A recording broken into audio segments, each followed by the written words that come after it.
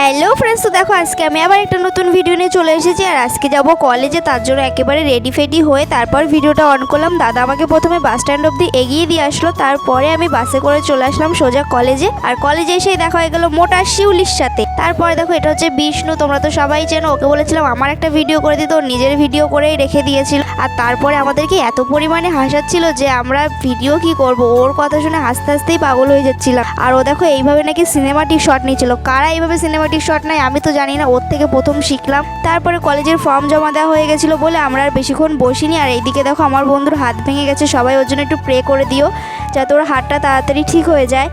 তারপরে আর কি গরমের মধ্যে আমরা সবাই মিলে খেয়ে নিলাম ফুটি, কারণ ওই দিন ছিল ভীষণই গরম। আর তারপর ফুটি খাওয়ার পর আমরা কিছুক্ষণ ধরে গল্প টল্প করলাম, বেশিক্ষণ ছিলাম না কারণ আগেই বললাম ভীষণ গরম ছিল ওই দিন। তারপর আমি আবার বাস ধরে বাড়ি চলে আসলাম। তো আজকের মতন ভিডিওটাই দেখা হচ্ছে নেক্সট কোনো ভিডিওতে। Tata, bye bye.